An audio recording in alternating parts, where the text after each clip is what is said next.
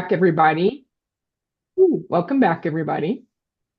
Hopefully, you had some good small group discussions, maybe about the intimacy barrier, maybe about other things that we've been talking about. Were there any ahas or things that people wanted to share from their small groups?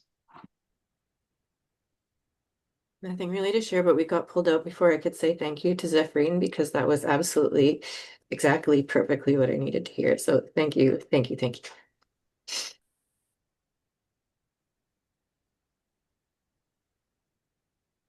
Anybody else? Things that came up in the small group?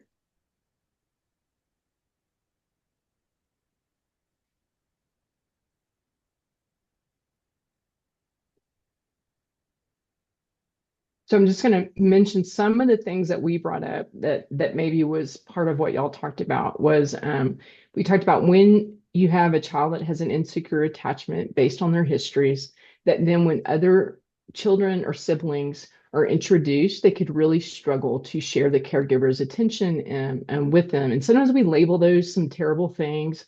Sometimes we label that as being, conduct disorder or some other, but it's really the concern, especially kids who've come from adoptive backgrounds. There's really concern. There's insecurity that the caregiver is going to be able to take care of me, and this other person is going to be able to love me and this other person because they haven't.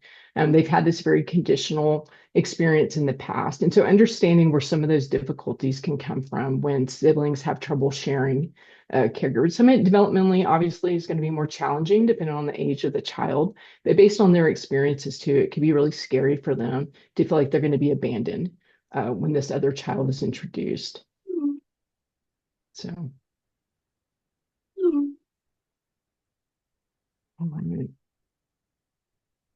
Well, if there's nothing else to share, I want to remind you guys next week is our last session. Dr. Perry will be with us again to help close us out. He's going to do a little bit of a didactic, but we really want you to bring questions that he can answer, that we can discuss. So anything that you want more information about or clarification about, anything you might want to bring some examples, some behaviors that you're struggling with that we can go over in that next session and try to apply the things that we've been talking about to the actual challenges that you're having. So if you have some space this week to kind of think about that and bring that next session, please do that. Okay. All right. There's nothing else. I'm going to give you 7 minutes back. So, all right. Thank you guys. Michelle, do you mind? Yeah, Sorry, because I was go ahead. our group was fantastic. I think we have the best group. No, But you we were don't. talking about I was going to say that's rude. the we were talking about the challenge as a caregiver that when we are working with our kids and there's that bit of I've asked something, there should be something that's rewarding for me as a caregiver because I see this with my kid, but yet there's that fear of what's next that kind of also robs me of the ability to enjoy and get those pleasure, like I can truly enjoy the reward for myself because I'm afraid of what's next. And so how exhausting that is for my system to balance that.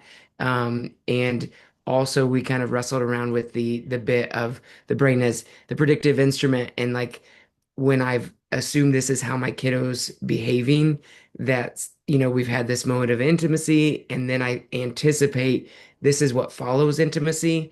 And so then, like, how I may change my behavior that then may change the kiddo's behavior as well. And so being mindful of those things as we navigate all of this. Yeah, thank you. I also wanted to say a little bit of something. Sometimes these are really tender spots that we revisit and Yeah, we talk about.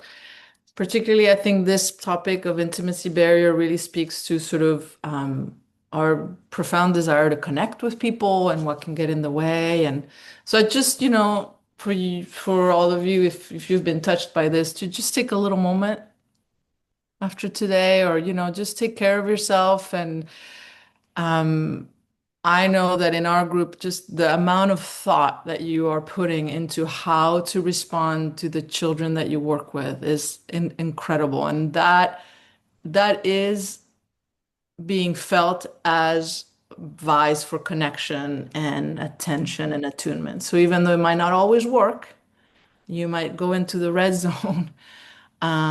It's those sort of attempts, right? It's the ruptures are also important if you stick with them, because it sort of gives the message like, oh, you're still there. It didn't work out, but you're still there. So I just wanted to say that because I know it was sort of a little bit of a tender conversation that we had. Yeah. Right.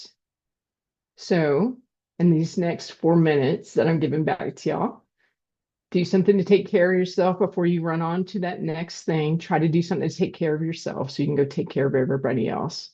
Okay. All right. We'll see y'all next week. Bye, y'all. Thank you.